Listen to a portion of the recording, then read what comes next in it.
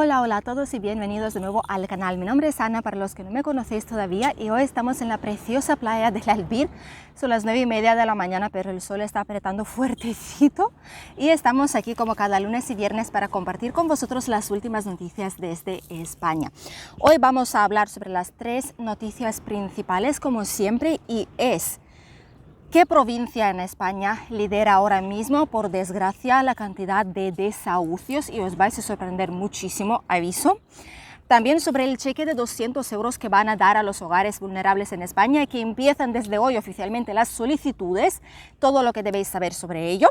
Y por último, sobre el gran cambio que sufre ahora la presentación de documentación para matricular vuestros hijos en el colegio. Algo que necesitábamos siempre al empezar en un colegio nuevo o al cambiar de curso, pero que no va a ser necesario a partir de ahora. Así que atentos a las noticias de hoy.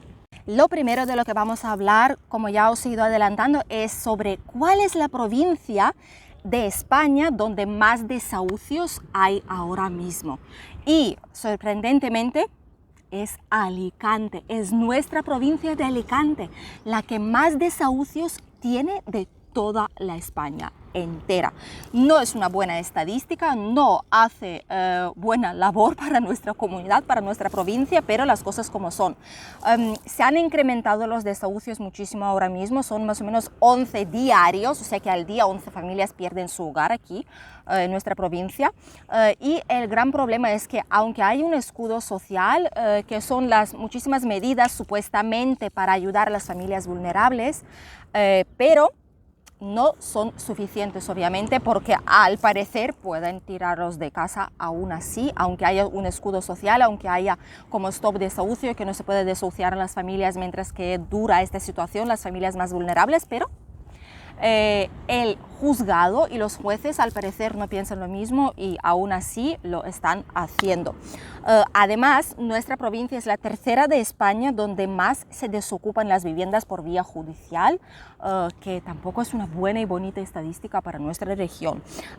Y estamos solamente por detrás de dos zonas, que es Barcelona y provincia, obviamente la zona de Madrid, Comunidad de Madrid. ¿Por qué pasan? La mayoría de esos desahucios están la gran mayoría, porque la gente no puede pagar más las hipotecas, sobre todo los que por aquel entonces cogieron la hipoteca variable y ahora con el crecimiento pues ya no pueden hacer frente a ella.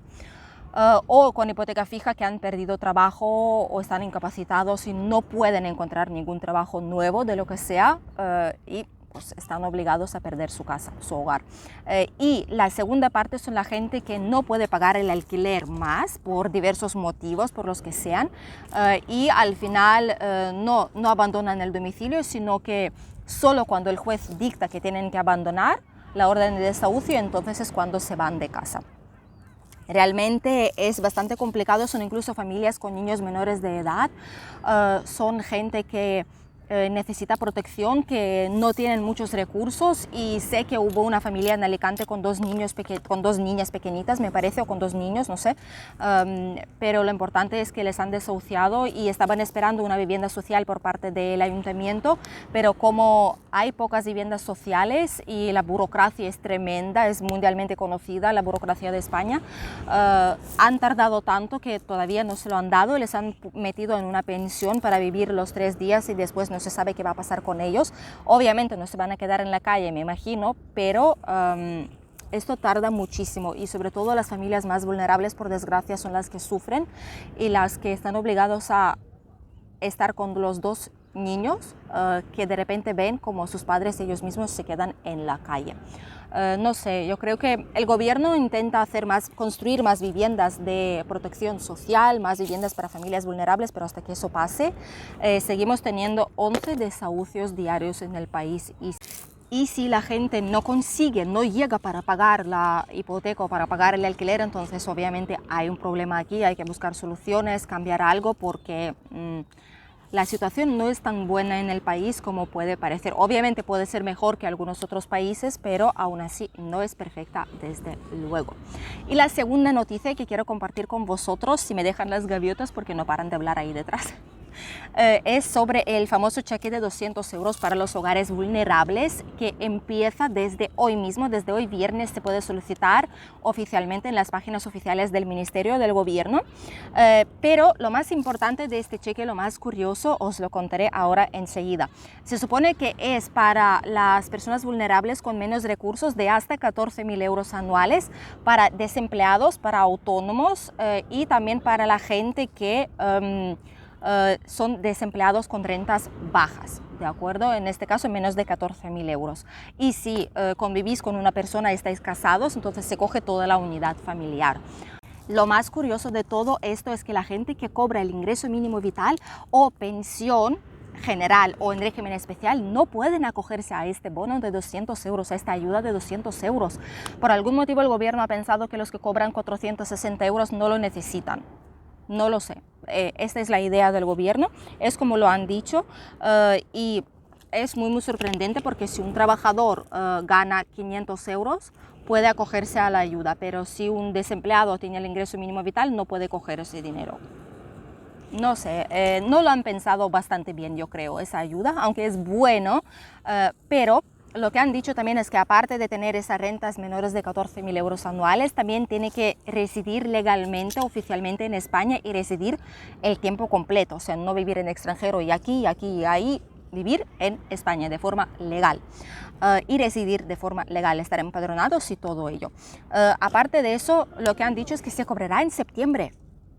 No sé, supuestamente es algo tan necesario para muchísimas familias, la ayuda de 200 euros para que puedan comer, para que puedan ayudarles para pagar facturas, pero se demoran hasta septiembre. A partir de septiembre solo se va a empezar a cobrar y no se sabe si puede ser septiembre, octubre, noviembre o diciembre. Antes de diciembre dicen que todas las familias que lo soliciten y que cumplen requisitos lo vayan a cobrar, pero me parece otra vez excesivo, los plazos son gigantes, como siempre la burocracia está aquí presente, omnipresente, y eso es demasiado, esperar tantos meses para cobrar 200 euros que son necesarios ahora mismo para las familias, no dentro de 3, 4 meses cuando les surja al gobierno. Obviamente entiendo que hay un plazo para presentar hasta septiembre y después supuestamente lo empiezan a procesar, pero ¿por qué no empiezan poco a poco mientras que vayan llegando las solicitudes y ya está? Así se ahorrarían después el trabajo, no se acumularía tantas cosas de golpe y ayudarían más rápido a las familias. No lo sé, seré tal vez yo que yo pienso así, pero a mí me parece que otra vez más la gente que vaya a solicitar esa ayuda van a tardar meses y meses para cobrarla. Decidme lo que pensáis en comentarios. Y la última noticia es sobre los cambios que hay en la matriculación de vuestros hijos en los colegios aquí en España.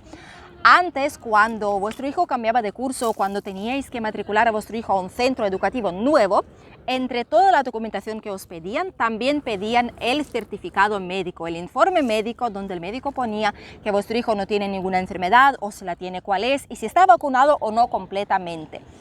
A partir de este año ya no va a ser obligatorio. Sé que habían algunas familias que me han ido preguntando ¿qué pasa si, por ejemplo, en mi país esta vacuna no es obligatoria, yo no la puse para mi hijo o mi hija, ahora va a ir aquí al colegio, le van a admitir, no le van a admitir, o yo no vacuné a mi hijo de nada porque no confío, no me fío de las vacunas, por ejemplo?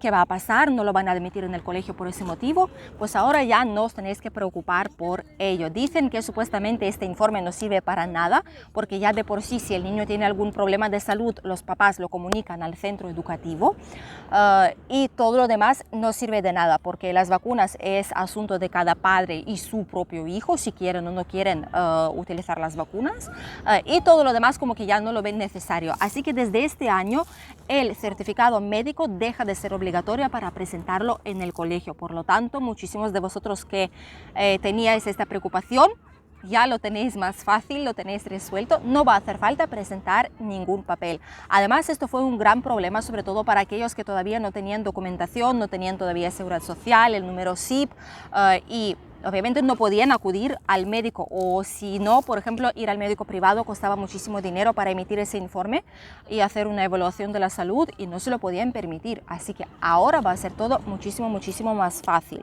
Obviamente los pediatras también lo agradecen porque pierden en general muchísimo tiempo para estos informes, sobre todo en primavera, cuando empieza la matriculación en centros públicos y privados, cuando piden toda la documentación y hay colas y colas interminables, es imposible coger una cita con el pediatra porque toda la gente las coge para sus hijos para solicitar esos tipos de informes. Así que una persona con su hijo o hija cuando realmente está enfermo o tiene algún problema de salud está obligada a esperar bastante tiempo para que les atiendan, a no ser que vayan por urgencias, porque todo está saturado pidiendo los certificados médicos y se tarda muchísimo tiempo para emitir un papel que realmente luego en el colegio no sirve para nada y retrasa aún más el proceso de la solicitud.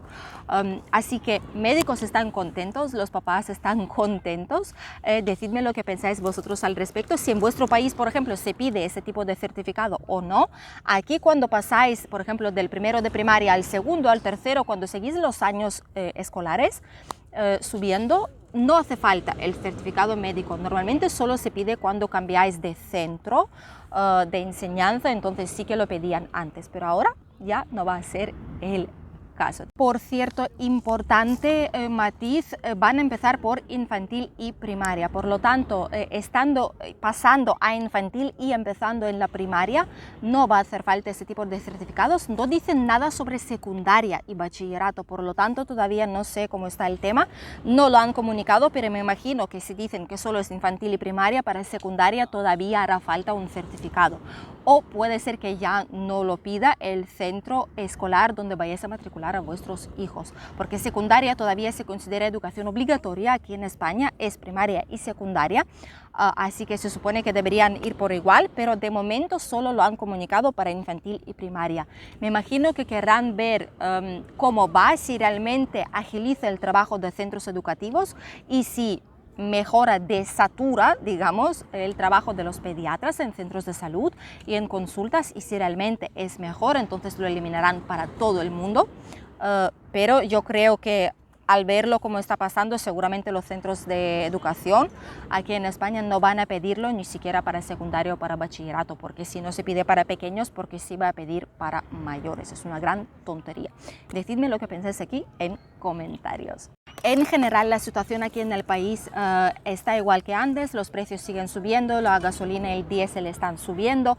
En las gasolineras low cost cuesta diésel 1,98 € con décimas de céntimos, y en las más caras ya son más o menos 2,5 €, 2,6 € el litro, y diésel, gasolina obviamente ya costará muchísimo más cara. Todos los productos también, la comida ya se nota más, la subida de precios, subirá también muchísimo más el trigo, pan, cereales, todo lo que está preparado con cereal va a subir también de precio porque hay una sequía muy grande y va a influir obviamente, aparte de tener reservas limitadas de cereales, así que no es bueno. Y lo bueno es que la gente empieza a trabajar, cada vez más y más gente es contratada con contratos indefinidos, con contratos fijos o fijos discontinuos, por lo tanto también tienen más estabilidad. La gente empieza a tener más estabilidad en su vida laboral, en su economía, por lo tanto tardaremos todavía en recuperarnos obviamente, pero al menos el proceso ya haya empezado. Muchísimas personas se van ahora mismo de vacaciones, el agosto es el mes más fuerte, cuando no habrá ni un sitio libre para aparcar, estará todo colapsado, pero ahora ya en julio también se nota muchísimo la llegada de turistas a nuestra región. Si vais a viajar, tened muchísimo cuidado porque hay un montón de accidentes en carreteras ahora mismo. Id con muchísimo cuidado con el coche porque hay que tener precaución de que hay muchísimo movimiento en las carreteras principales, en las autopistas y autovías del país. Hasta aquí las noticias de hoy, espero que os haya resultado interesante y nosotros nos vemos ya este domingo con otro vídeo nuevo aquí en el canal. Y mañana tendréis el nuevo vlog en nuestro canal familiar, os dejo el enlace aquí debajo del vídeo y tendremos una gran compra semanal con todos los precios de cada producto actualizados. Os veo entonces, adiós.